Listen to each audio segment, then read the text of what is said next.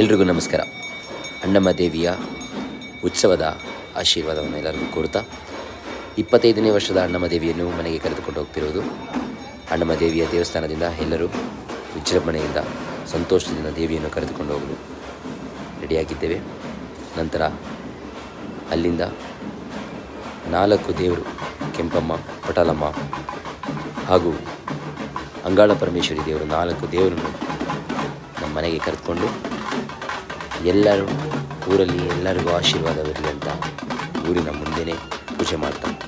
ನಂತರ ಅಲ್ಲಿಂದ 4 ದೇವರಿಗೂ ಪೂಜೆ ನಡೆಸಿ ಮನೆಯೊಳಗೆ ಕರೆದುಕೊಂಡು ಹೋಗಿಟ್ಟು ಮನೆಯಲ್ಲಿ ಪೂಜೆ ಮಾಡಿದ ನಂತರ 3ನೇ ದಿನ ಅಣ್ಣಮ್ಮ ದೇವಿಯನ್ನು ಮತ್ತು ಎಲ್ಲ ಪಟಲಮ್ಮ ದೇವಿಯನ್ನು ಮಹಾಮಂಗಳತೆಯೊಂದಿಗೆ ಪೂಜೆ ಮಾಡಿ ಅನ್ನ ಸಂಪರ್ಪಣೆ ಮಾಡಿ ಎಲ್ಲ ದೇವಿಯ ಆಶೀರ್ವಾದ ಊರಿಗೆ ಮತ್ತು ಬಂಧು ಮಿತ್ರಗಳಿಗೆ ಎಲ್ಲರಿಗೂ ಇರುವಂತೆ ನಡೆಸ್ತಾ ದೇವರ ಆಶೀರ್ವಾದ ಹೀಗೆ ಇರಲಿ ಅಂತ ಕೇಳ್ಕೊಳ್ತಾ, ಪ್ರತಿ ವರ್ಷ ತರುವಂತೆ ದೇವರು ನಮ್ಮನ್ನು ಹೀಗೆ ಇಡುತ್ತಾ ದೇವರು ಎಲ್ಲರನ್ನೂ ಆಶೀರ್ವದಿಸಲಿ ಅಂತ ಕೇಳ್ಕೊಳ್ತಾ, ತಾಯಿಯ ಆಶೀರ್ವಾದ ಪ್ರತಿಯೊಬ್ಬರ ಮೇಲೂ ಹೀಗೆ ಇರಬೇಕು ಅಂತ ಕೇಳ್ಕೊಳ್ತಾ ಇದ್ದೀವಿ.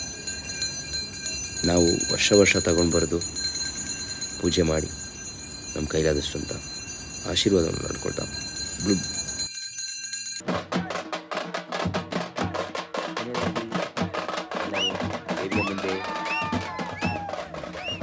ಅಣ್ಣಮ್ಮ ಟಮಟೆಯನ್ನು ನೋಡಿಕೊಂಡು ಅಣ್ಣಮ್ಮ ಟಮಟೆಯನ್ನು ಡ್ಯಾನ್ಸನ್ನು ಆಡಿಕೊಂಡು ದೇವಿಯನ್ನು ಕರೆದುಕೊಂಡೋಗಿ ಖುಷಿಯಿಂದ ಬಿಟ್ಟಿದ್ವಿ. ಧನ್ಯವಾದಗಳು. Thank you so much.